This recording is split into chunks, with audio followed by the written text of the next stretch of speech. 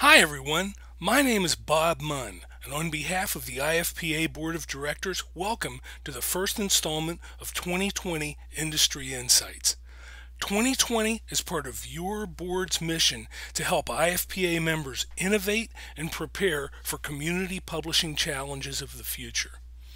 I'm joined today by Mark Helmer of Helmer Printing in Beldenville, Wisconsin, and Dan Buendo of Reminder Publications in East Longmeadow, Massachusetts. Today's initial topic was chosen because the level of interest is already high. Dan and Mark are fired up and ready to go. But before we get started, we wanted to give you a preview of where we see these sessions heading in the future. Each of you in this audience are driven by curiosity for what the future holds for our industry. We attend conferences, we read trade journals, we talk to our friends. But regardless how much we try, our bandwidth is limited. There's a lot going on out there that we don't see. We don't know what we don't know, and that's frustrating, isn't it? That's where your associate members, our vendors, have been an incredibly valuable asset. Their customers are your peer group, and while we may be reading a few trade journals or talking to a few friends, an industry vendor's worldview, the people they speak with every day, consists of dozens, sometimes hundreds of markets and publications that you and I never see or hear a thing about. 2020 Insights can help you see what your associate members are seeing. And that begins next month on Monday, February 20th. Remember, it's always going to be on the 20th. Our guests will be Luann Sorensen and Tina Dentner of Metro Creative Graphics. Now, I know what you're thinking, but they're not coming here to sell you Metro. Most of us are already their customers anyway. Luann and Tina are going to talk about what they see innovative community publishers, their customers, doing across the country. They're going to talk about approaches others are taking, products they're starting, maybe even some products that have been discontinued because their days are past. Over the years, our associate members have been an incredibly valuable but underappreciated resource, and none more so than Metro. I'm really looking forward to this one, and you should too. I have a list of more future events involving both associate members and your fellow publishers, but I also have a clock ticking on my wall that says we need to get Mark and Dan out here. Before we do that, please understand, 2020 is an interactive process. We need you to drive the conversation. You're going to have questions, and you can submit them from the dashboard on your screen. Dan and Mark will address as many of them as possible within our time constraints, and you're a big part of this project. We're depending on your questions to help drive it. Now, if your market's like mine, and you hear the words local advertising agency, you can bet that someone with delusions of grandeur just went and rented themselves an office, and their business plan, such as it is, diverts local advertising dollars away from print and into radio and TV. It's not so much about performance or customer needs, it's all about chasing the highest commissions. Can you relate to that? We all can. We've all seen it happen. That's not what Dan and Mark are talking about. They're talking about changing the game by expanding the playing field, and that's what makes this so exciting. And when you get right down to it, our job is to deliver an audience for our advertisers, isn't it? And there's no point in being humble about it. When you add it all up, over the years, we are pretty much the local champions of delivering that audience for our advertisers. Have you ever heard the saying, if the only tool you have is a hammer, everything looks like a nail? For decades, we've been hammering away with our conventional products and doing a pretty decent job of it. Today, there's suddenly a lot more tools designed to do that same job we've been doing, aren't there? Way more than ever before. And your customers are curious about those tools, aren't they? Way beyond our traditional competitors, we're looking at an avalanche of digital and online opportunities. Your customers don't live in a vacuum. They're naturally curious about these things, and they should be. What Dan and Mark have done here is far more profound than putting advertising agency on your business card. What they're really talking about is broadening the selection of tools you can provide to help your customers. And finally, This is the point where I get out of the way and turn it over to people who know what they're talking about. And that's why we're going to shift the screen to Mark Helmer. All right. And remember, you can help drive this conversation with your questions or comments. Submit them directly from that dashboard on your screen. Mark and Dean will address them. All right. How are we doing over there, Mark? We are trying to get to the. I'm looking for the panel that says "Show my screen," and here it is. Now we're coming at you. Okay. There's a little delay here. There we go. Outstanding. Now, this expanded agency model is nothing new for Mark and his family. Mark, how long have you been using an agency business model? 1995 is when we started. Wow. So tell us a little bit about that. Well, we'll just go at it like this. We were looking to add a new revenue stream to our company, and we've been doing a lot of the things that we've considered agencies doing already. And so we started looking at it, and this is how we did it. We first started looking at trying to figure out how it benefited our company. And we wanted to make sure it did, because whenever you start something new, there's always risks. So we wanted to know why it would benefit.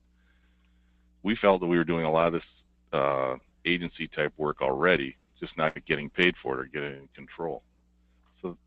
So we started to look at it. The next thing we did is we wanted to make sure it benefits our company, so we looked at it again. And yes, it did. Then we decided, well, if we're going to start something new, which is what we're all looking at possibly doing, it's probably best to do something you're good at.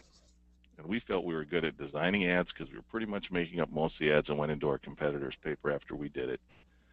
And we were doing a lot of ad plans. And we thought we were good at that, designing logos and printing. And, in 1995, there wasn't a whole lot of website stuff, so we didn't do any of that. We just focused in on designing logos, creating ad plans, and doing stuff that we were good at and doing anyway, and we had good people in place. So we chose something we liked, and that makes it pretty easy to start something new. Then we had to find the right people, and we started by looking internally. We had some, and we still have some. I should not say past tense, but very, very talented people on our staff that were very creative, doing, we felt fantastic work, but we're lots of times limited to what our sales reps could sell for the quarter page ad in our publication. I mean, they were underutilized is what we felt like. So we had the right people in the design work. We were looking for more, our sales reps were pretty good, and we were doing a lot of work for ad agencies anyway. So we talked to one of the ad agencies, and finally one of the guys was talking to us, I'd like to work for you guys because you're doing everything anyway. And we brought him on. And with that, we set it up as independent and separate. It wasn't the Ellsworth Shopper ad agency. We needed to set it up separate so you had some, we felt it helped you gain credibility. They needed to know that it wasn't just another ploy for us to get more ads in our paper, which comes to the point in the direction we decided to go. We had to have the stomach to be okay to sit down with a client and do what's in their best interest, because that gains credibility. And if that meant buying an ad in the competitor, we had to do it, and because it was the right thing to do. So if you don't have the stomach to deal with your competitors or buy an ad in the daily paper that's just down the road, not even in your market, this might not be for you. Because if you're going to gain credibility, they need to know that you're going to do what's best for them. So you've got to get on their side of the table, and you'd be amazed at, once you get there, how open these clients are to telling you about everything about their business, from when they started to their bottom line to how much money they want to set aside for a Hawaii trip. It's everything. It is very, very interesting. And I would guess most of you here probably have that relationship with a lot of clients already, but you don't have the next level of credibility.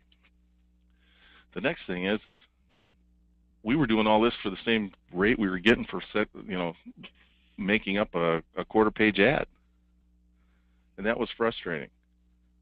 So don't be afraid to charge for your services. You can charge by the hour. You can sell it in blocks. You can set up a retainer fee. All these things work, and we've done every single one of those. I know you'll see later in this presentation, Dan has a fantastic pricing model, and he's doing a bang-up job. So don't be afraid to charge for your services. We get upwards from $75 to $125 an hour for graphics work, and it's all what your market is. And this was stuff that we were just throwing in because we had to make up the ad anyway. So, let me click one more here. But whenever you have that, whenever you're going to charge more, it's like anything else. If you don't bring value to your clients, you're not going to get away with it. So you have to bring value. But everybody that I've talked to in the publishing business, they don't value their own services enough. Be proud of what you do and don't be afraid to charge for it. I think you'll be surprised on what people will pay and how good you are. The main thing that we went into is we had a lot of clients that we were doing this for, and we still felt like we didn't have control of the market or of that client. And these were big players. We're making up all the ads, we're helping with all its plans, and we pretty much were still just a guy trying to get an ad in this paper each week. When we went to an ad agency, we gained management of that account and control. We knew exactly what he wanted to accomplish, which really put us at the next level with this client and also put us at ease. We have our major accounts and we know which direction they're going, and we can help them, and they trust us. And it's really brought a level of stability. And in this market especially, I think it's helped us because you lose a major account in this, as things get tough like they are now, it can really, really hurt. So we feel really good about that, and that was one of the main reasons we did it. With that, we charge retainers so much a month. They get so many hours of our consulting time and design time, and they also get exclusivity. And that's the thing that sometimes gets a little tricky, is the exclusiveness. It doesn't mean we can't sell an ad to if we sign up a power and equipment dealer in one market, that we have to stop buying, or that we can't sell ads to them in our paper. We just can't have them as a retained competing client in a different market as a retained client. But it's important to do that because you get confidentiality, and you need to keep that. You can't share these things. We're all pretty good at that already because we've been there, but it's something that if we're talking about an agency, I think it needs to be said. Confidentiality is key, and that comes with trust, and then brings value, and then you can charge. You also then become the agency of record, which means you're the guy. It gets to the point too where these guys are getting nickeled and dimed by donate here, donate there, and maybe they only really want to do about 5 or 6 of them, but they get hit with about 30 or 40. We're the bad guys then.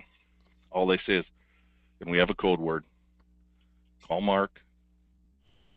He's in charge of my account. He's my ad agency. About your organization, he gives me some code. I know that's a no, and I just say the budget's set and put you on the list for next year, and we'll see what we can do. So we help him out, and it also protects his budget so we can do good things with it.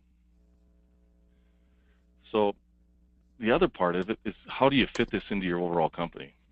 And that can be tricky sometimes because you get a little bit of conflict. Your sales reps sometimes feel that they lose control because they had control of the account until it turned over to an agency. You need to fit into a compensation plan where you keep everybody happy. And we've been fairly successful with that. Here's something you weren't expecting.